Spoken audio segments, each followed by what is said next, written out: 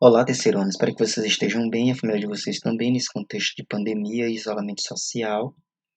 Ah, Hoje vamos dar continuidade ao exercício do nosso conteúdo Urbanização no Brasil. Essa é uma continuação, como vocês bem sabem, uma avaliação parcial, não contempla de maneira mais detalhada todo o conteúdo que já trabalhamos na aula sobre urbanização no Brasil, mas, enfim, vamos tentar exercitar para melhorar o processo de memorização desse conteúdo. Tá, primeira questão. Um conjunto de municípios contíguos e integrados socioeconomicamente a uma cidade central com serviços públicos e infraestrutura comuns define-se de que forma? É uma metropolização? É uma área metropolitana? É uma rede urbana? É uma megalópole? É uma hierarquia urbana? Enfim, sem muitas delongas. É uma área metropolitana.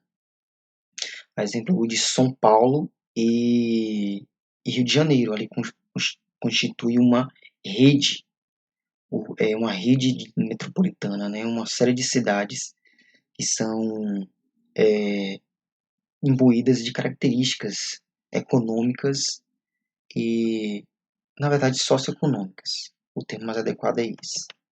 Segunda questão. Sobre o espaço urbano brasileiro, assinale a alternativa correta. Letra A. As regiões Sul e Nordeste, embora menos povoadas, apresentam as maiores taxas de urbanização. Letra B. Com exceção das cidades de Brasília, Goiânia e Cuiabá, o Centro-Oeste brasileiro apresenta uma espacialidade urbana quase nula. Letra C.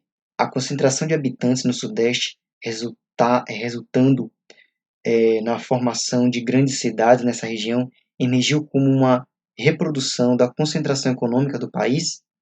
Letra D. O espaço urbano brasileiro, embora não homogêneo, apresenta uma distribuição relativamente igualitária ao longo do território? Letra E. O número de cidades brasileiras com mais de 10 milhões de habitantes vem diminuindo em razão do processo de desmetropolização. Eu nem conhecia esse termo, sabia? Ok. Vamos para a alternativa correta. Letra C, Sudeste, como nós estudamos, especificamente a cidade de São Paulo e Rio de Janeiro se destacam como os principais centros urbanos brasileiros. Terceira questão. Reagindo aos pichadores, a população paulista passou a proteger os muros e paredes, ornando-os com trepadeiras ou ranks de plantas. Assinala as afirmações corretas em relação a essa atitude. A citada reação contribui para a melhoria ambiental, pois as plantas promovem o enriquecimento do ar em termos de oxigênio. A citada reação, eu estou com cidade na cabeça, contribui para a melhoria ambiental, pois as plantas também atuam como retentores de poeira e demais partículas em suspensão. 3. A citada reação contribui para a melhoria ambiental, pois as plantas amenizam os picos de calor, especialmente mediante a transferência de água do subsolo para a atmosfera e a absorção de energia solar para seu crescimento. Quarta, a citada reação contribui para a melhoria ambiental, pois as plantas dissipam os ruídos.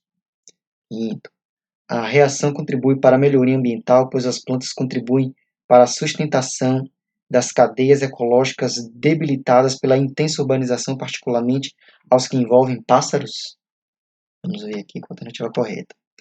O maior número de afirmações corretas é qual? Letra B. Todos estão corretos. Todos, muito embora seja uma atitude para combater a pichação, tá, entre aspas, porque tem um trabalho do grafite.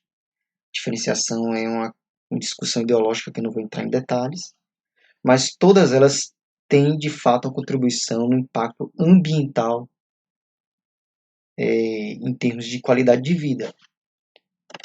Quarta questão. São Paulo e Rio de Janeiro são as duas grandes metrópoles globais existentes no Brasil. Tais cidades encontram-se classificadas nesse patamar por apresentarem o quê? Uma maior dinâmica de deslocamento intraurbano, um maior mercado consumidor, uma produção intensa de matérias-primas e produtos primários, uma cadeira produtiva, era para ser cadeia, desculpa aí, gente. Produtiva, calcada no pleno emprego, letra E. Um alcance econômico em nível nacional e internacional, qual a alternativa correta? Letra A, uma maior dinâmica de deslocamento das pessoas.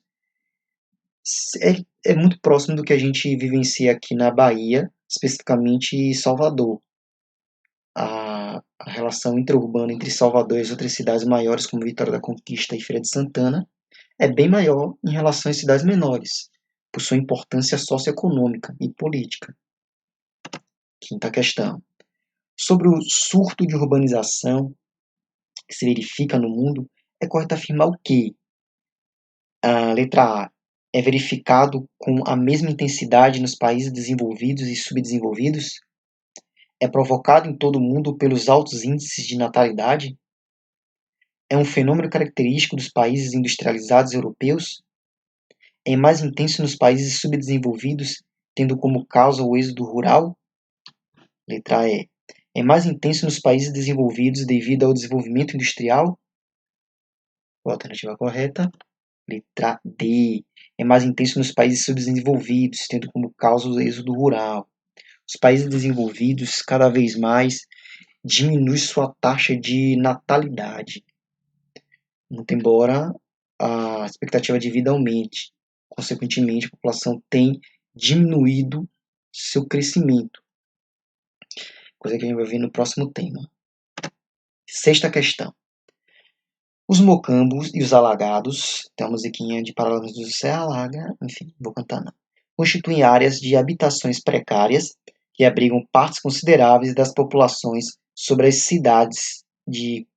Isso aqui é uma pegadinha, viu? Cuidado. São Paulo e Rio de Janeiro, Vitória e Salvador, Recife e São Paulo, Manaus e Rio de Janeiro, Recife e Salvador. Qual a alternativa correta? Letra L é o termo, por estar entre aspas, como era conhecido pejorativamente algumas das regiões periféricas dessas respectivas cidades, Mocambos e Alagados. Sétima questão. Enem. A moderna conquista da Amazônia inverteu o eixo geográfico da colonização da região. Desde a época colonial até meados do século XIX, as correntes principais de população movimentaram-se no sentido leste-oeste, estabelecendo uma ocupação linear articulada. Nas últimas décadas, os fluxos migratórios passaram a se verificar no sentido sul-norte, pessoas partindo do sul para o norte, conectando o centro-sul à Amazônia.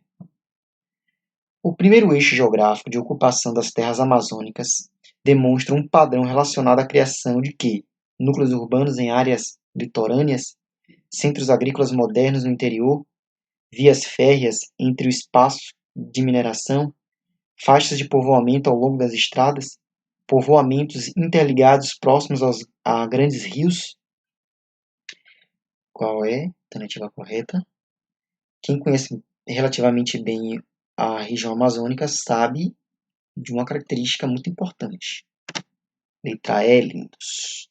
A característica é que o principal meio de transporte utilizado na região amazônica são os rios. Então, as cidades se localizam nas margens dos rios, como Manaus, por exemplo, e Belém. Oitava e última questão. Trata-se de um gigantesco movimento de construção de cidades, necessário para o assentamento residencial dessa população, bem como de suas necessidades de trabalho, abastecimento, transporte, saúde, energia, água, ainda que o rumo tomado pelo crescimento urbano não tenha respondido satisfatoriamente a todas essas necessidades. O território foi ocupado e foram construídas as condições para viver nesse espaço. A dinâmica de transformação das cidades tende a apresentar como consequência a expansão das áreas periféricas pelo quê? Crescimento da população urbana e aumento da especulação imobiliária, direcionamento maior do fluxo de pessoas devido à existência de um grande número de serviços, delimitação de áreas para uma ocupação organizada do espaço físico, melhorando a qualidade de vida. Letra D. Implantação de políticas públicas que promovem a moradia e o direito à cidade e aos seus moradores. Letra E. Reurbanização de moradias nas áreas centrais, mantendo o trabalhador próximo ao seu emprego, diminuindo o deslocamento para a periferia. Alternativa correta. Letra A. Crescimento da população urbana e o aumento da especulação imobiliária. É a resposta mais simples e objetiva. De fato, é um crescimento urbano, as consequências a gente bem sabe quais são elas, quem obviamente estudou, ou quem vivencia esse problema urbano diretamente. E a especulação imobiliária, quanto mais próximo do centro, obviamente, o imóvel será mais caro. Com essa questão, eu encerro a aula de hoje, espero realmente que vocês estejam bem, a família de vocês, e até a próxima.